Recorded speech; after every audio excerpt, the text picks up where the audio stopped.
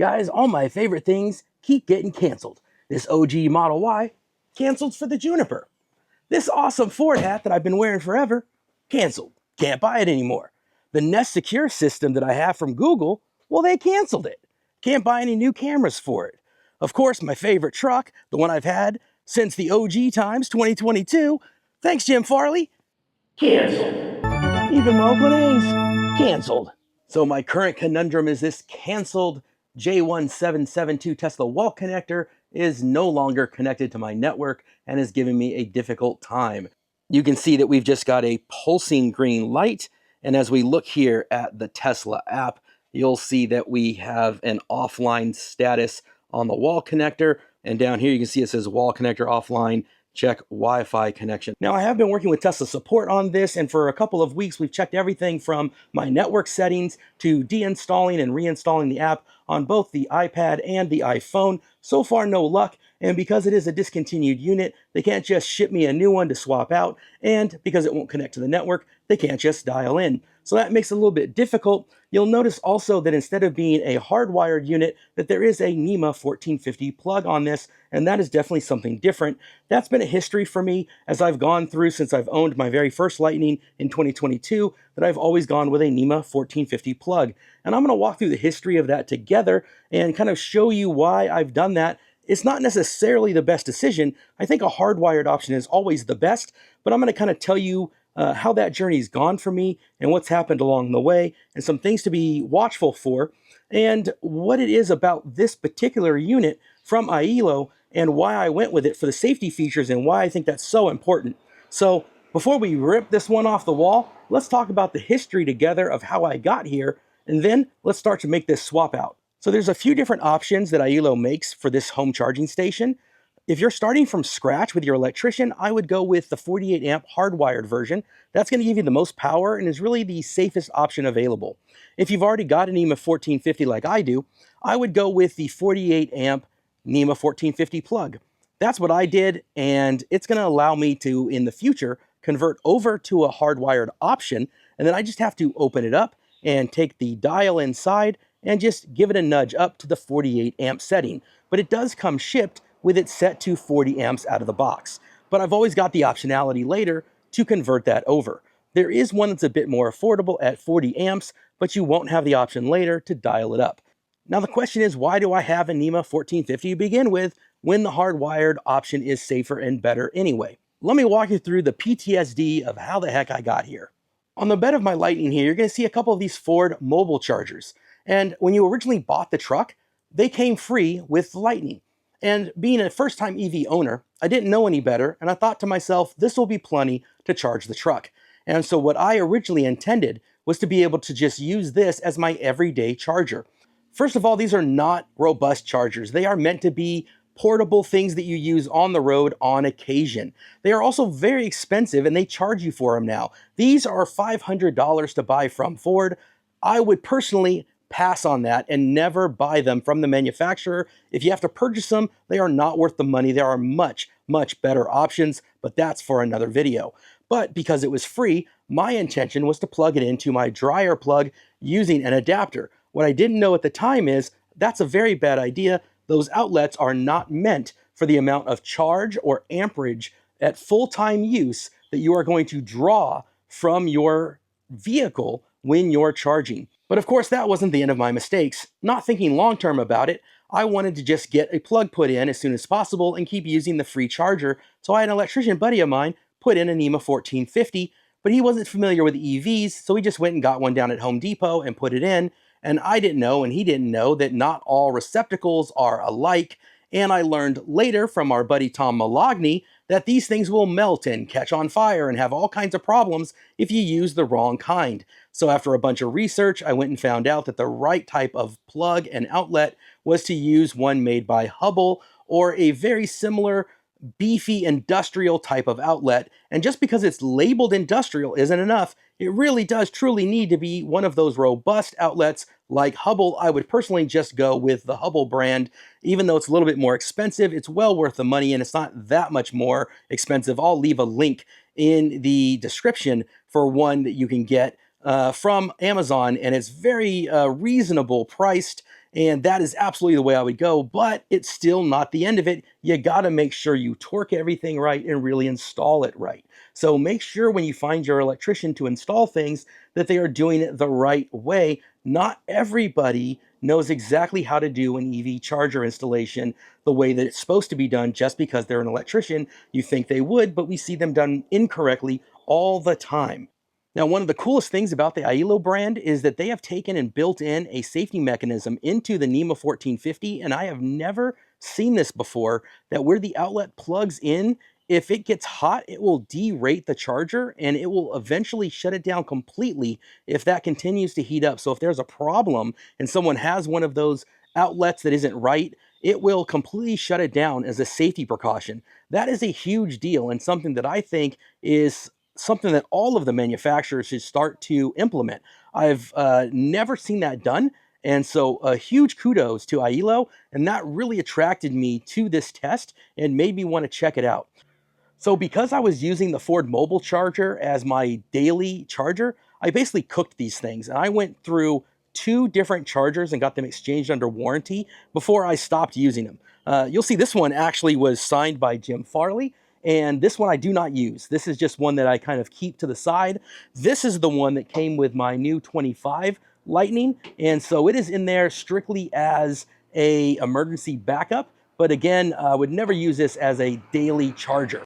I think because I did go through so many issues burning through 2 of the Webestos and then getting the Tesla one installed and having some issues with that as well. I'll leave a picture here of my early issues with that one. And then also I liked having the 1450 because if I needed to, I could plug it in here to the truck and charge another EV with it. I just really was drawn to that idea of a quick swap without needing an electrician to come in and install it and worry about the torquing and the wiring or any of that kind of stuff.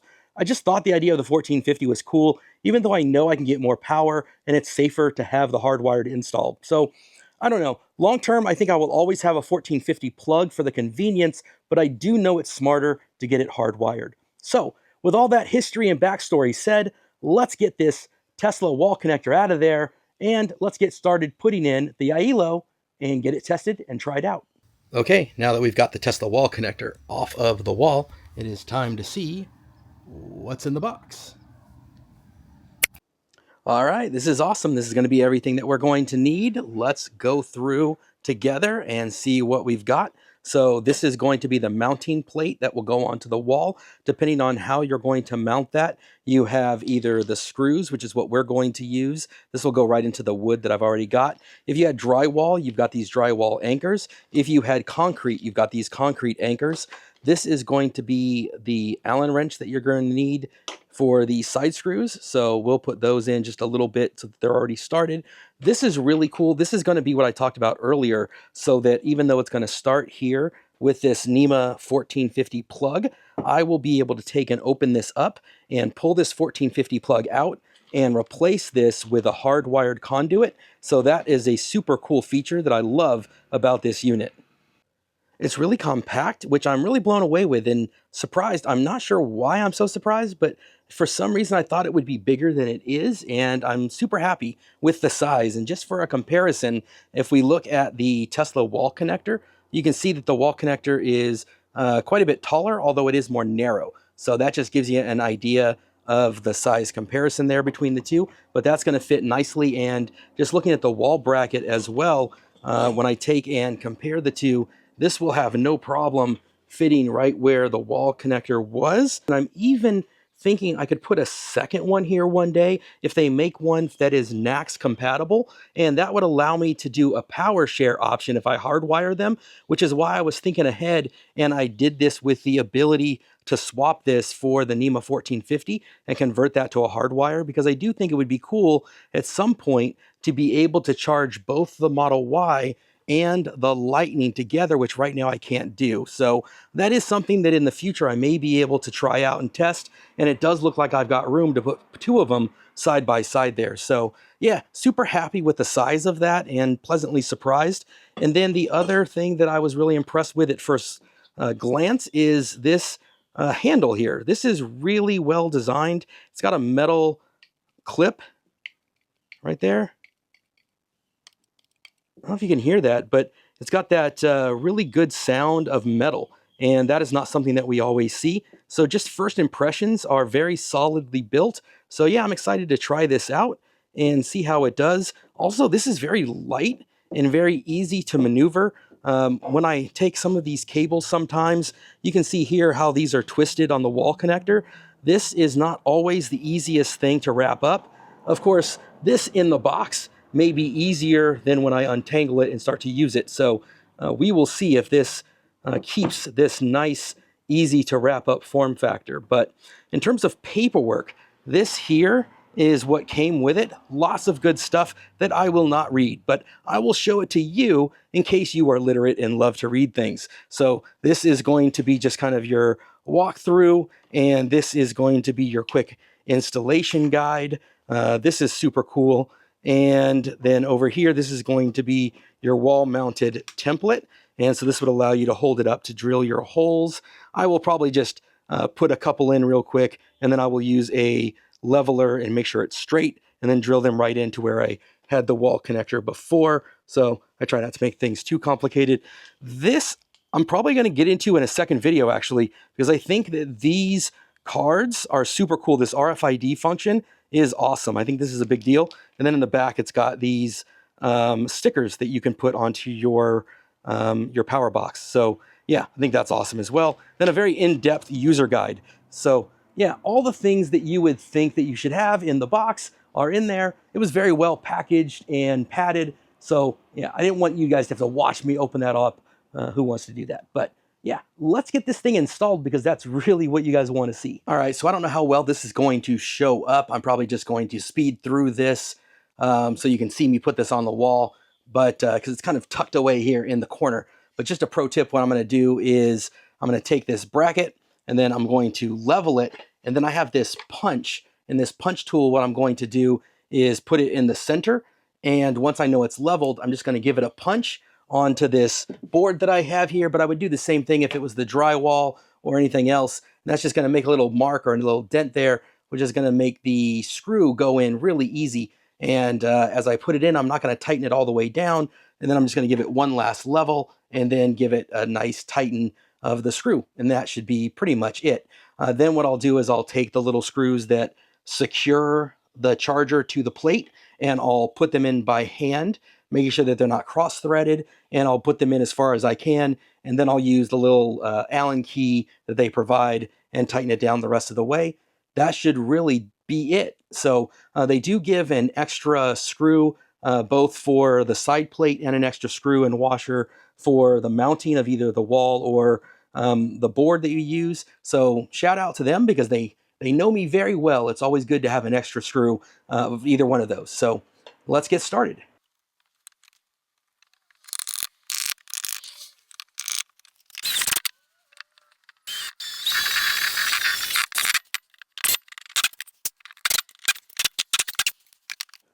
So you can see there's a couple spots on the back of the charging station where this will hook right into the spots on the bracket, and this will go right into place.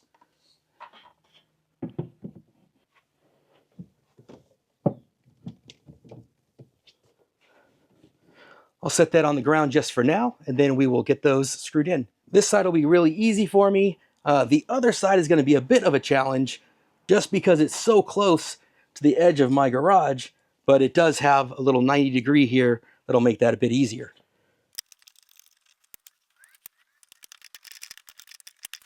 And that's all set. I will say if you have an installation that is really close like this to a wall, do yourself a favor and get yourself a little ratcheting system so that you can do that a bit more simple than I just did. But overall, it wasn't difficult at all. So let's get this thing plugged in and see if it lights up and see if we can connect it to the app. Because at the end of the day, that was my problem before with my former charger is I could not get it to connect to my internet. So if we get all this put in and I can't get it to connect to my internet, then we're back to where we started again. So we're going to try to set it up in the app, but oddly it is giving me a fault. I have shut it off at the breaker and tried to restart it again. We're going to see what it tells us in the app. So we're selecting our device. Now that it's connected through Bluetooth to the IYILO, it's giving me my option of my Wi-Fi devices. I'm connecting to my Internet of Things Wi-Fi network. It's now asking me for my Wi-Fi password, so I will put that in. You can see it now flashing blue, trying to connect to my Wi-Fi. This is where my previous charger was having problems. This one did successfully connect. It does show a fault on the charger though. I'm going to try and reboot and see if that does anything. It does show the connector temperature. It does show the plug temperature. It does not show any voltage. And it does show that it is set up for 40 amps, which is all correct. No voltage makes sense since there is a fault currently. But let's see what happens if we reboot. I'm going to confirm the reboot status and see if that does anything. You can hear the device clicking, beeping. We have a green light on the status, and it is back to a fault status. So we will need to reach out to IYILO and see if there is something here potentially with the GFI. That is, I think there is a GFI circuit in this. I don't know if that is somehow interfering with my circuit breaker, if there's a way to turn that off, or if there's something I need to do differently in the wiring. When I go into my fault notifications, it says device failure and ground fault. Please handle it promptly. And I'm going to reach out to sales support, which is what it advises me to do. Okay, so we're back, and I have to tell you, the IYILO has some amazing safety features, but I never imagined I'd be using them so soon. What happened was when I plugged the IYILO into the NEMA 1450, it did its safety self-checks, and it came back with a ground fault, and the LED sat there and flashed red. Now, in the manual and also on the side of the unit, it tells you what that means, and it came back ground fault. Now, I do have a tester, and so I took this and plugged this into my outlet, and this confirmed that I had an open ground. So at that point, I had to do some troubleshooting. I called out my electrician. We went through together, opened up my panel, looked at all the wiring, and started going through everything. I've got an entire video about that. I'll leave it linked here and in the description. Check that out. It's a whole journey, but importantly, what ended up happening there was we found out that it was actually the Hubbell outlet itself that failed. So I've also got a YouTube short. I'll leave that in the description as well. I think I'll try to link that up here as well. You guys can check out both of those videos when all this is done. So check those out. They're interesting videos. I go through with my meter and I test this pin by pin to show that the ground is open only when you plug something into it. Very strange, very unusual. So yeah, fascinating failure from even a company as great as Hubbell, which very rarely has a failure of their industrial outlets. So that was something I had not seen before. But yeah, kudos to IYILO for detecting that, because my Tesla wall connector did not.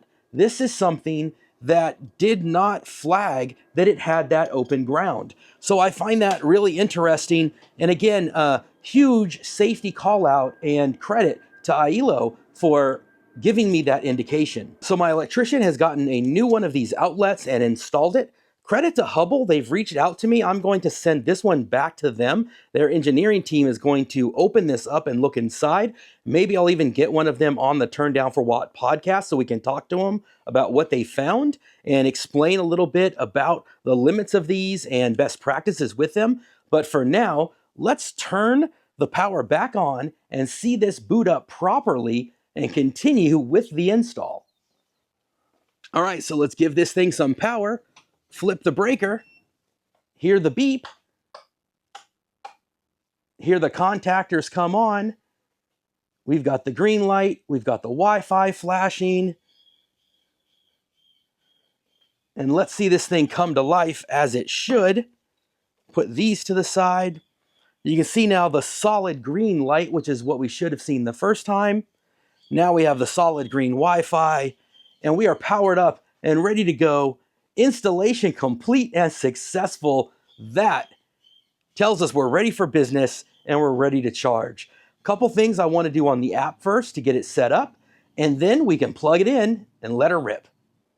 All right, so let's walk through some of the app together. Okay, so you can see we've got a couple of those other safety features. We can see the temperature of the plug as well as the temperature of the connector that's going to go to the car. Both great safety features. If these start to overheat, it will derate the charger as well as eventually shut it down. So again, just can't tell you how excited I am about having the safety of this charger. Next, let's get some of the settings going. So let's go into the profile. We can go into account information. This is where you would change your password. This is where you can delete any charging history or delete the account. We're not going to do any of that. Device info. This is where it's going to tell you your serial number, model number, temperature if you want to change it from Fahrenheit to Celsius, any of those type of things. This is where you would set up your RFID card. So the RFID cards, I might do a separate video on these. I do think that is a cool feature. So I think that would be a separate video though. It needs its own explanation, but this is super cool if you had like maybe a Airbnb or a rental house or something where you needed to kind of keep this separate, or if this was outdoors and you didn't want to have just anybody be able to power these on. So love that this is something that is available for the IYILO unit. So let's go back here and now look at some of the charging rates. So in my case, I have different time of use rates here on my PG&E system. If you just have one rate plan throughout the entire day, you can set that. But what I'm going to do here is one of my rates is going to be 28 cents when I'm charging overnight. So I'm going to change that to 28 cents and save that. And my peak here, believe it or not, is an outrageous 67 cents, which I know is insane. So I can go and do, which I will never charge at peak rates, but I got a 67 cent. Then I've even got like a mid-peak that I can change. And this would be my mid-peak rate. And this is going to be 57 cents. So I can put this in. And this is going to allow me to keep track of my costs. And I can then label these later on. So those are my charging rates. I can go into advanced. And this is where I would set up, if I had two chargers, I could set up for power sharing. And so if I had two of them, I could enable the power sharing. And one day I think it would be cool to have two of them so I could charge the Model Y and the Lightning together. If I used things like load balancing, where my main power panel was not capable of doing both at the same time, there's a device you could get from IYILO that will allow you to load balance it with your power capabilities of your house. So that's, again, a great feature. And OCPP is another great feature. So this is something that all of this is capable of doing. And then if you needed to reboot the charger, which sometimes is necessary, you can reboot the charger here and set your time zone. All of this can be done through the app. You can also do over-the-air updates on the app. All of that stuff is here. So here you can see OTA upgrade right there. And then right now you can see the current version is up to date. So all awesome features, all ready to go. So let's then go here, and you can see I can then schedule different times and set a schedule for charging to make sure that I only charge, for example, after midnight, which would be the time that I would want to charge to make sure I have the lowest possible rates. Now for this test, just to show you guys, I'm not going to charge it at midnight just because I want to plug it in, let you guys see it ramp up and show you guys that it is working. But usually I would charge late at night. So I'm not going to set that now just so that I don't have to wait to show you. But let's get this doing the plug-in charge, and then we can show you how it looks on the app when we're actually charging. And now if you've stuck with me this long, what all of this has led up to is to actually plug the IYILO into the Lightning and let's get some charging happening, because that's what all of this has been all about after all. So we're gonna take this, unplug it. Let's get a couple of these loops off of here and let's get it plugged in here to the Lightning and get this thing some juice. So we'll just open up the charge port door, plug this thing in, and let's check this out on the app, and then we will see it go here. We've got a couple blue lights flashing. So we can already see on the app right away that the voltage is showing at 240 volts. That's awesome. We have 2.6, 3.3 kilowatts. We can see it ramping up. Current is at 16 amps. Let's see that ramping up. It is cool to be able to watch that progressively climb. It's showing us our duration. It's showing the kilowatts. I guess I don't have it set to show the estimated cost, so I'll have to go back and see how that gets changed for the time of day. And then I can even take with the slider here and change how many amps that I'm pulling. Some of the advice that I got as I went through the troubleshooting steps is that right now I'm pulling the full 40 amps from that NEMA 1450. A number of people told me that they only do it at 32 amps and below, but it is rated at 40 amps. So I'm eager to hear back from the folks at Hubbell on what they recommend. I know it should be able to sustain the 40 amps, but this is a big battery. And so for as often as I charge the Lightning with its big 130 plus kilowatt hour battery and the Model Y, I'm really eager to hear back from the folks at Hubbell on what they recommend and whether or not I should be using 32 amps or lower on a regular basis. So I'll give an update on that when we talk to them. But for right now, I do have it at 40 amps just because I want to see the temperature and I want to see what that shows. But it shows here that I'm doing 39.56 amps, and it shows that I'm doing 9.41 kilowatts, and my voltage is at 238 volts, give or take. So I love that it gives the charging data. I'm gonna let this run for a little bit. I'll show on the screen here that information as well. Let's jump in the Lightning and just see what it shows on its screen for charging data. I do have the 25, so it does show that on the screen when it's charging. And let's just take a peek real quick here and compare the two. So I'm showing 9.41 kilowatts, and on the screen here, it's showing 9.3. So pretty darn close. I would say that pretty much is a fair reflection of what it's doing. So let's pause here for a second, and then let's come back in a little bit and check out if it heats up at all and what kind of temperature difference it gives us a little bit later. It is going to get dark here in a second, but I'm just curious if the temperature rises. So I just wanted to insert this here at the end of the charge curve. I've just been really impressed with this thing. You know, it's Energy Star rated, it's ETL certified. I love all the little safety features on there. As I'm looking at the temperatures, you know, I can see that it is at, 82 degrees at the NEMA plug. As it's entering the truck, I can see that the temperature there is, maxing out at, maybe 91 degrees. And as we look at the charging, it's still sitting here at 40 amps, 9.3 kilowatts. I'll overlay here the app so you can see all the voltages and amps and kilowatts and temperatures, all that are displayed on the app itself. You can see we're at 77%, and we'll stop charging at 80% as usual. And I think everything is really great here. I'm really appreciating the safety functions and features. So yeah, I can't really complain about that. And I think if you're going to go with this type of plug system, or even on the hardwired version where it gives you all this data, I just think that's really important. So I'm really impressed. I love seeing this thing. And now it is a cool night here in the Bay Area. Most of my charging is done between midnight and 7 a.m. So having this ability to see the temperature, I think, is really important, though, knowing that while I'm sleeping, if something were to go wrong and overheat, it's going to derate and shut it down, is really comforting. So I really like seeing that function. That is a big deal to me. So with that said, let's wrap this video up, guys. What do you think? How important is this to you? I'm really reassured. This is really the highlight to me of the charger, but I want to know how important is this for you and what you decide, especially if you're using a plug.